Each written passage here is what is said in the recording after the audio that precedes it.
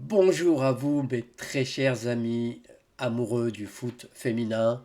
Je m'adresse également aux curieux du foot féminin. Bien évidemment, vous êtes ici à la bonne place, hein, à Fatmir Football. On adore parler de foot féminin. On va encore le faire avec cette vidéo, bien évidemment. Hier, on célébrait quand même la journée internationale du foot féminin.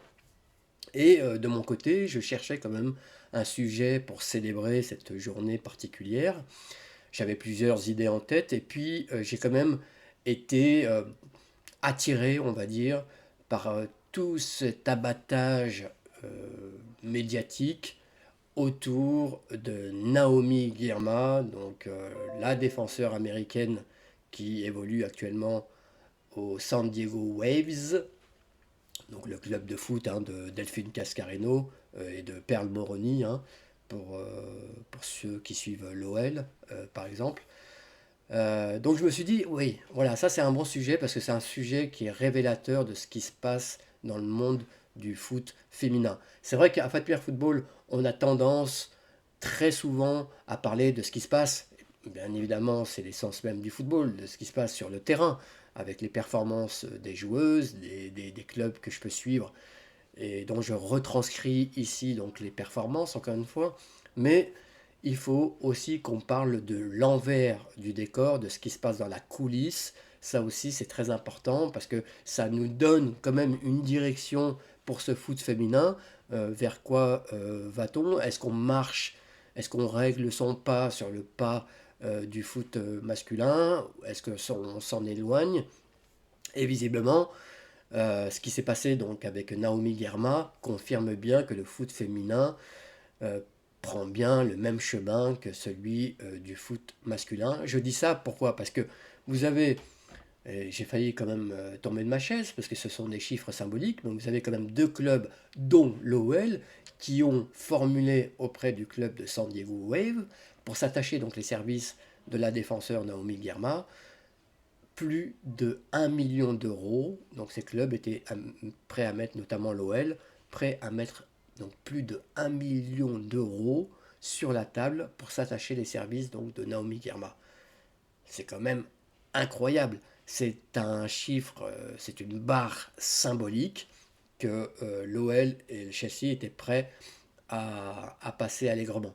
Après, en soi, c'est pas étonnant. Je vous renvoie, je vous mets dans le coin de l'écran donc une vidéo sur le mercato, notamment estival précédent, où j'avais parlé quand même des chiffres plus que positifs concernant les mercatos, des chiffres que j'étais allé recueillir sur le site de la FIFA, bien évidemment, et qui prouvaient que d'une année sur l'autre, les dépenses liées au mercato avaient plus que doublé, puisque en 2023, on était sur des transactions à un peu plus de 3 millions d'euros, et qu'en 2024, on avait allègrement doublé ce chiffre.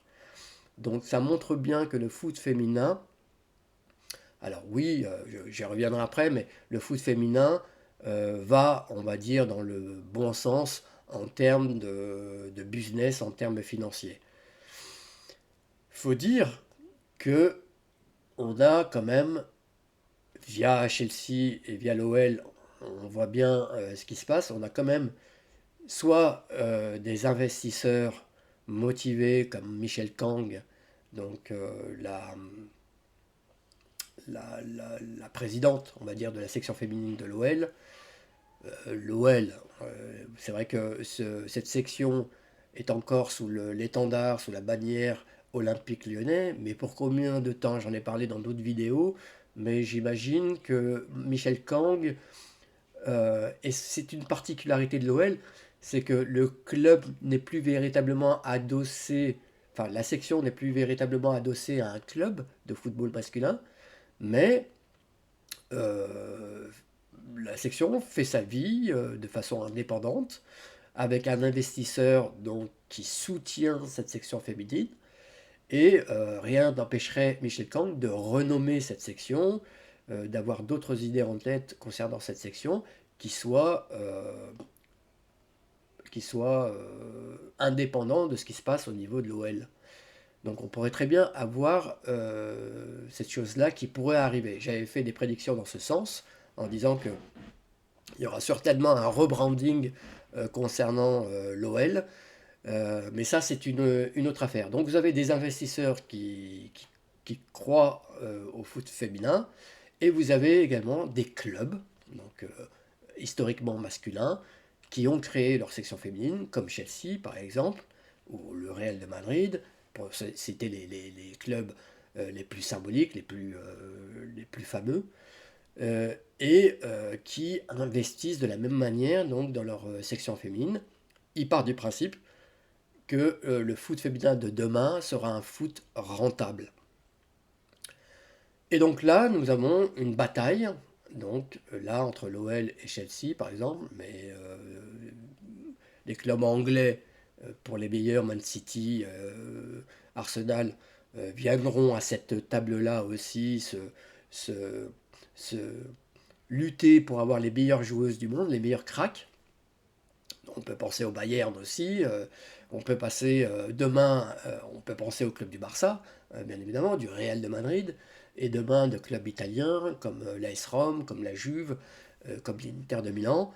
Voilà, ces clubs-là ont des ambitions, je l'avais dit dans ma vidéo que je vous ai montré tout à l'heure, parlant du Mercato. Ces clubs-là ont des ambitions énormes et ça passe forcément par des dépenses énormes. C'est aussi simple que ça. Aujourd'hui, donc, on a cette Naomi Girma. Qui est-elle? C'est une défenseur donc, de 24 ans. C'était la meilleure joueuse.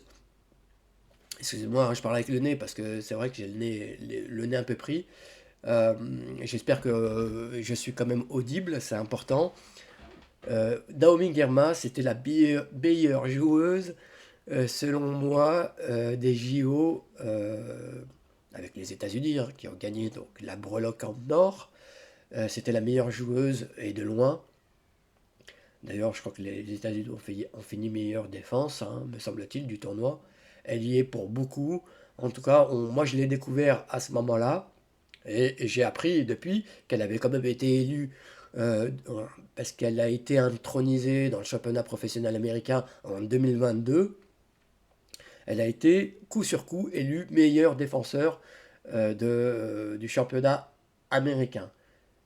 Elle a fait ce tournoi olympique, donc dans la foulée, où elle a été pour moi la meilleure joueuse du tournoi. Et voilà, on a une des meilleures, si ce n'est la meilleure défenseur du monde. Je dis une des meilleures parce que moi je mets au même niveau en ce moment Vanessa Gilles. Je trouve qu'elle est impériale, qu'elle est formidable. Et rendez-vous compte, on aurait pu avoir Naomi Garma à côté de Vanessa Gilles, serait formée forcément la meilleure charnière centrale du monde. Hélas pour les Lyonnais, hélas pour les amoureux de l'OL, dont moi. C'est vrai que visiblement, elle a choisi plutôt Chelsea. Alors j'imagine qu'il y a il y a eu des tractations en coulisses. Emma Hayes, la sélectionneuse américaine, a certainement dû militer pour que Naomi Girma choisisse Chelsea, hein, c'est l'ancienne coach de Chelsea, on connaît son amour immodéré pour ce club.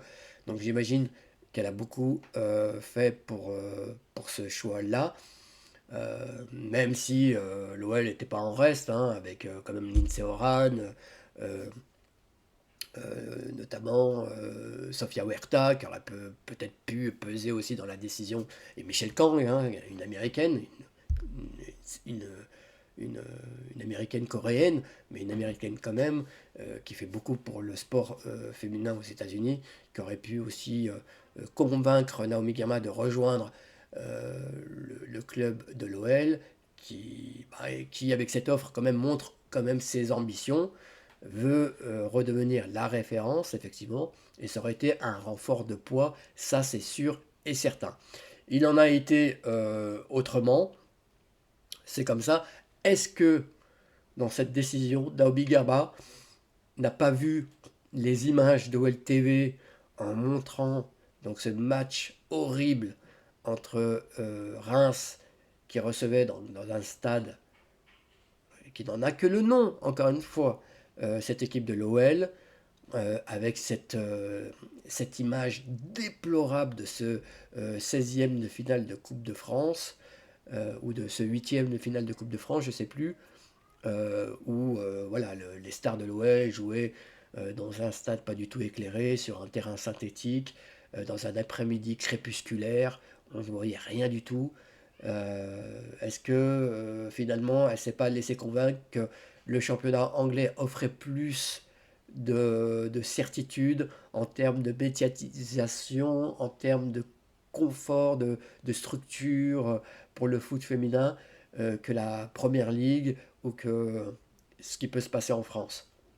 Ça, c'est une question aussi qu'on peut se poser, comme quoi le fait que en France, on ait un traitement médiatique sur le sport féminin et a fortiori sur le foot féminin qui laisse à désirer, ça a des répercussions. Les gens le savent, les actrices le savent. Au moment de choisir, quand vous avez la possibilité de jouer en France ou en Angleterre, j'imagine que vous mettez tout dans la balance.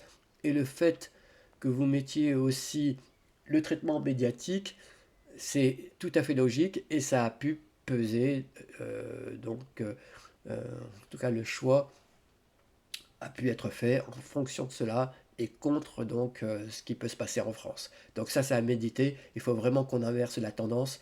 La France est à la traîne, je l'ai dit dans d'autres vidéos, allez les voir euh, à ce niveau-là. Et il est temps de raccrocher les wagons donc à ce train qui file à toute vitesse euh, vers, euh, vers un foot féminin qui va s'épanouir, qui va exploser dans les années qui viennent, ça c'est sûr et certain.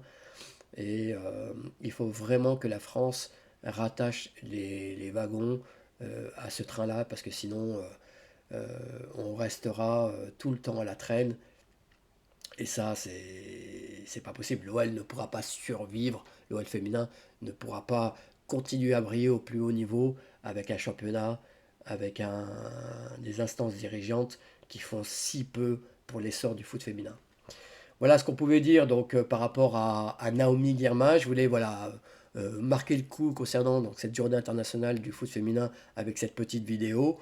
Euh,